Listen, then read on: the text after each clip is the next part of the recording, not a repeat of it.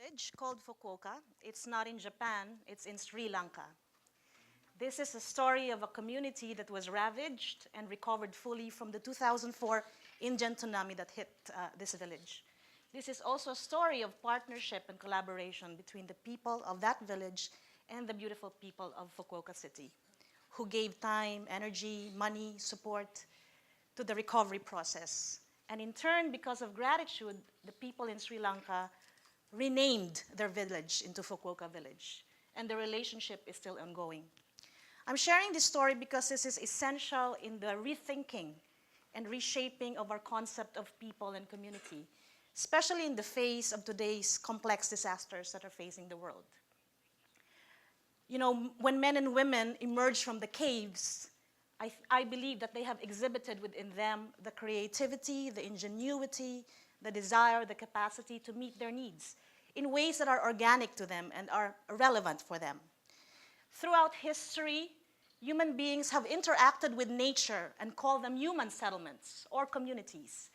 And community is such a powerful concept that it evokes feelings, strong feelings of maybe belonging, of empathy, of identity, and sometimes not so good feelings if you want to get out of that particular community. And community is born out of people's common desires, common interests, common location, common challenges, and yes, even shared destiny. And you and I are all part of a community. I belong to a community, and this is called the Community of UN Habitat.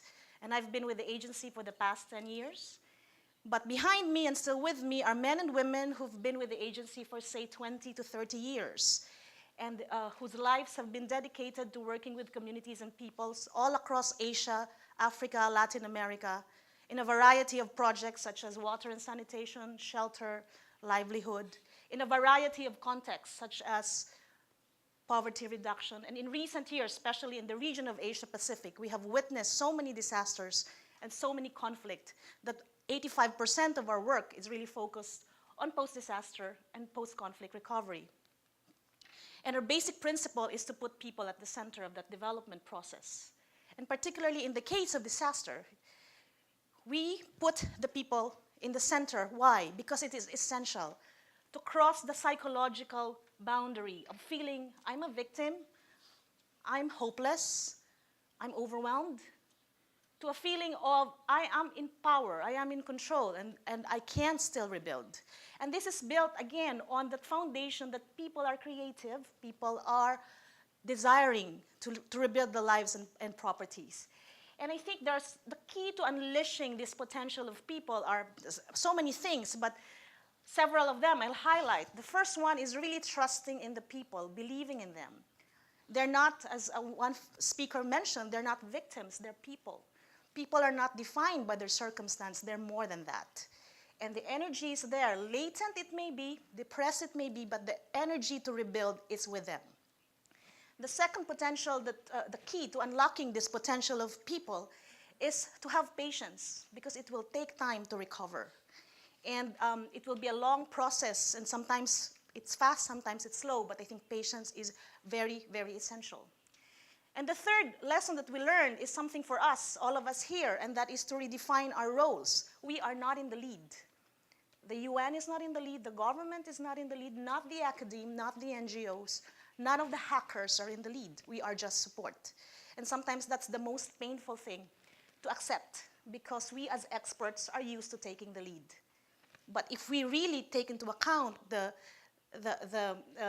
recovery process, where people are put in the center of the development process or the recovery process, it will entail a rethinking of our role, all of us. And that's just the support cycle that we have found, that we have summarized over the years that we have implemented these projects. Obviously, I can't go into the technical details, but let me show you some examples of how we've done it. In Bangladesh, for instance, this is a story of people, particularly women, who have gotten together to form community groups and do their own planning. And we've been there for the past 10 years, and this is in the context of urban poverty reduction. In Afghanistan, we've been there for the past 17 years. This is a story of boys and men who are rebuilding their infrastructure that was ravaged by years of war and conflict. This is a story of people in Pakistan in 2005 when they were hit by the earthquake. They themselves built their own houses at the soonest possible time. And the transition from emergency relief to recovery was so fast and so sustainable because they themselves were there at the get-go.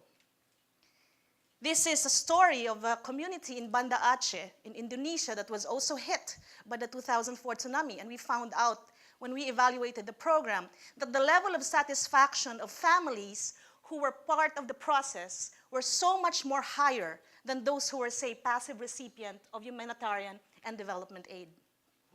This is an example of Myanmar that was hit in 2008 by Typhoon Nargis. And I found this photo very beautiful because it just depicts how men and women are working together in rebuilding their homes.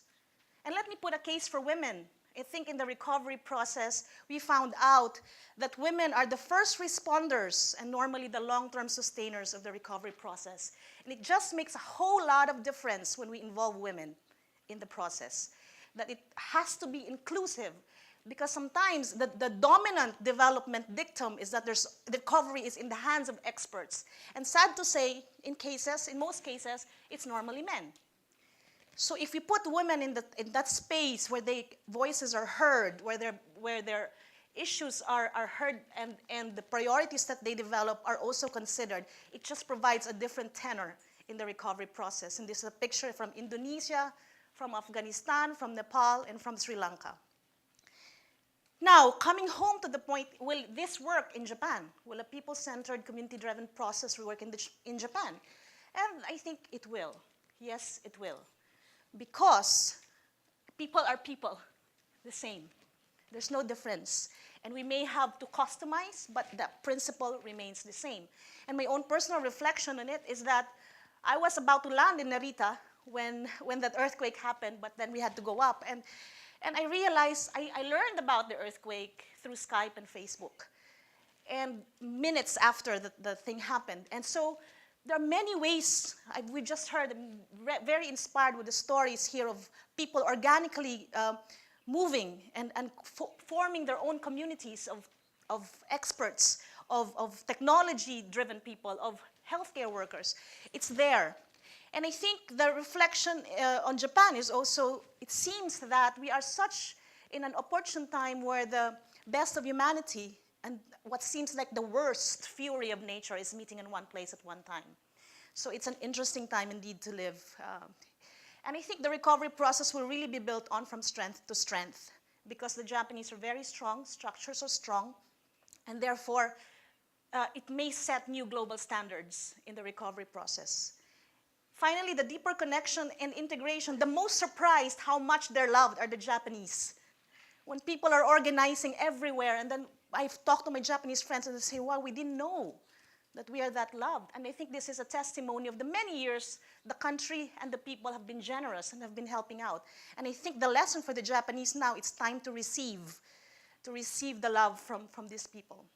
Let me close this story with this very brave fisherman, Mr. Susumu Sugawara, and this is a story I've read in CNN News. Let me just read so I can do justice to the story. When the tsunami came, everyone ran to the hills, but Sugawara ran to his boat and steered into deeper water. His boat is named Sunflower. When the first wave came, he talked to his boat and said, "You've been with me for 42 years. If I live or die, we'll be together. Then I will push on full throttle. Here was my boat, and here was the wave," he said, holding one hand low and the other stretched above his head. "I climbed the wave like a mountain. When I thought I had got to the top, the wave got even bigger." And this is a story that is so powerful in its imagery. And thanks to CNN, we've heard his story. Thanks to TED, we have the honor of honoring him today by retelling the story. This will reverberate throughout generations, not just in Japan, but in the rest of the world.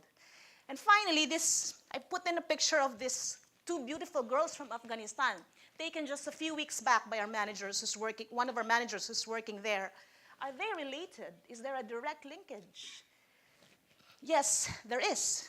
Because if we take a step back, really take a step back, and zoom out, where we can have a view of the world, maybe like this, we will realize that Sugawara and those Afghani girls are just neighbors after all in this community we call Earth.